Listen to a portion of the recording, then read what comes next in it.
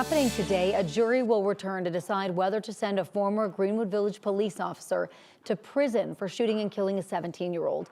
Lawyers wrapped up their arguments Friday in the case against Adam Holland. He's charged with killing Peyton Blitzstein the night before Thanksgiving in 2021. It happened after an argument over careless driving in a neighborhood in Aurora. The jury has to decide if Holland shot Blitzstein in self-defense or if he was the aggressor. Prosecutors say Holland pulled his gun before getting out of his truck and pointed it at one of Blitzstein's friends. Holland's defense says he only pulled a gun outside the truck when he saw Blitzstein had a gun and that he fired in self-defense. Today marks 1 year since Luis Garcia was shot in front of Denver's East High School, and this morning his family plans to talk about their search for justice. Garcia was 16 and had just presented a poem against gun violence the day he was shot. It happened on 17th and Esplanade near his school. Garcia was in a car when he was shot. He died 2 weeks later after his family decided to remove him from life support. At the time, two teenagers who were in a different car were taken into custody, but neither faced charges specifically related to the shooting. In the months that followed, Garcia's father expressed how much his family misses him.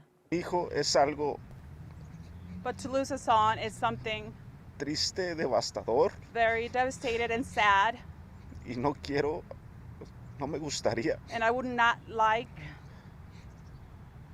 que nuestros hijos that our children, estuvieran o ustedes estuvieran en una situación that como you guys were nosotros. in a situation like we are right now. Garcia's father is among those expected to speak this morning. As of now, no one has been officially charged in Luis's death. His family also filed a lawsuit against the Denver school district, claiming it was negligent, specifically citing the removal of SROs. The district has since returned those officers to schools.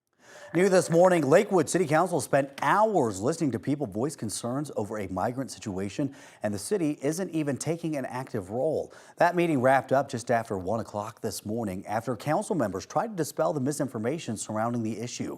The migrant crisis is the reason that council room was full overnight. Some conservative leaders had made false claims that migrants currently in Denver were going to be housed in Lakewood schools. In Monday's meeting, Lakewood city manager gave a brief overview of her meeting with Denver leaders last month. She said Lakewood is not being solicited for housing. She also explained how Lakewood has committed to help, such as referring people to services in Denver. Denver invites Lakewood and community members throughout the metro area to participate in volunteer and donation opportunities that can help the migrant newcomers. This is only if you're interested. Her presentation didn't appear to calm people's concerns. After explaining a proposed resource center for the unhoused, people expressed concerns about Lakewood welcoming migrants, which again isn't actually happening. Any city resources, time or money, focused on non-citizens necessarily steals from our infrastructure, schools. I do not want a navigation center which creates sanctuary. The council did pass the ordinance to fund that resource center. Meanwhile, Denver continues to welcome more migrants every day. The city says it recorded 26 new arrivals yesterday, and as of this morning, more than 3,300 are in city shelters. To fund its response, Denver could announce even more budget cuts than those at the DMV and Parks and Rec Department. DPD says that it's working to find places to cut its budget. So is the Department of Public Safety, the Animal Shelter, and the Health Department. Denver's DA has already been asked to cut their 2024 budget by 5%. Yeah, it's unclear how much funding a lot of these departments will be forced to cut from their budgets. Johnston has said the city needs to find $180 million. An update this morning on a proposed ban concerning encampment sweeps. The Denver City Council couldn't override Mayor Johnston's veto. That means Denver can continue to sweep homeless encampments when it falls below freezing. Homeless advocates and doctors have said sweeping homeless encampments during freezing weather can lead to deaths if people are separated from their belongings. Mayor Mike Johnston says the city doesn't plan to do large sweeps in freezing weather unless there's open shelter space. This veto still reverses his campaign promise not to sweep encampments in the freezing cold. The thrust of the mayor's letter is that removal of people from their shelters during cold weather should be rare during his administration. We've just been collecting examples of people who have experienced being swept when it was cold outside, and that could be under a lot of different city authorities. Not one vote changed from the original 7-6 vote. They would have needed a 2/3 majority to override the mayor's veto. The city is testing out a compromise of sorts right now, a week-long trial of 24/7 cold weather shelter at the Coliseum before temperatures dip below freezing. Right now, parts of Alabama are dealing with flooding after severe weather overnight. This is the city of Ashford in southern Alabama. Yards and streets are submerged in floodwaters, and the National Weather Service also urged people to find higher ground and stay off of flooded roads. It's the snow the New England states have to worry about, and right now those states' preparations are being put to the test.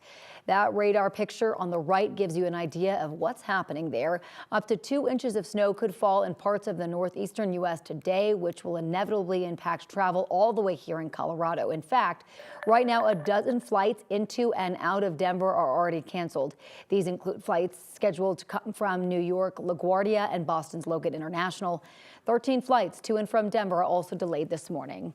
But that's not the only thing impacting passengers today. Starting tonight, DIA will shut down the trains that take passengers from one concourse to the next. Yeah, they are doing some tests on the trains, and it could cause a headache for passengers. 9 News reporter Brianna Fernandez joins us live now from DIA.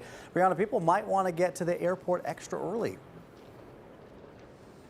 Yeah, 30 minutes earlier than normal. That's according to DIA officials. They say that there's going to be 6 overnight closures this month. So be prepared because you are probably going to see long lines. So that's going to be from 9:15 starting tonight until 3 a.m. And the only security checkpoint that will be open is going to be A Bridge Security, which is right behind West Security Checkpoint. And that is going to be standard screening only. So take a look at your screen because we've kind of broken down the dates that they were going to have these overnight closures.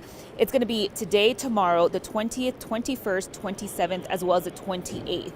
So the overnight shutdown will allow airport officials to test the train's electrical power and infrastructure system as they get ready for the 26 new trains arriving later this year. And then they're going to replace the current ones that are almost 30 years old. So we've seen those issues with those trains in the last few months. During the shutdowns, everyone's going to take concourse B and C will need to take a bus. The buses that will be taking passengers and employees to and from the terminal and concourses will be running just as frequently as the trains, but we still recommend that passengers who need to get to B and C concourses arrive a little earlier than they normally would, just to make sure they have enough time to move through the airport. So there's going to be 11 buses available during this train shutdown. Right now, DIA says that they don't expect any hiccups with 2 security checkpoints being closed. So that's going to be West Security Checkpoint is going to be closed, as well as South Security Checkpoint. Now, over the weekend, we did see long lines across all security checkpoints. That's because TSA says that the staff is being spread out through Denver International Airport, and they're also trying to learn the new technology right over my shoulder at West Security Checkpoint. I asked TSA, do they plan to hire more folks here to help out with those long lines? Right now, they say that they don't have any plans or information on hiring new people. So again, to reemphasize what Brianna is saying there, make sure you head to the airport extra early. Brianna, thank you. And new this morning, the Senate has passed the $95 billion package to aid allies, including the Ukraine and Israel. The vote came after senators debated through the night. The aid package will head to the House, where its future is more unclear. Today, New York will hold its special election to replace former Republican Congressman George Santos. The Long Island-based seat has been open since Santos was expelled from the House in December. Polls in the district will close at 9 p.m. local time. If Republicans lose the seat, it will immediately shrink the already tight margins in the House. Santos faces federal charges for allegedly stealing donors' identity. He has pleaded not guilty. Tomorrow, on Valentine's Day, it may be harder to get a delivery.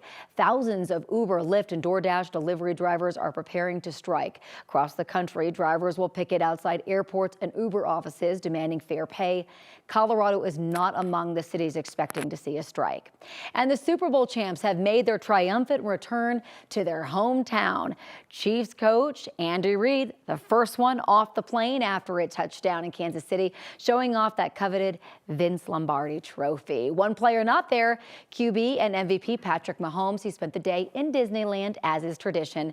Kansas City beat the 49ers Sunday in just the second ever Super Bowl to go into overtime.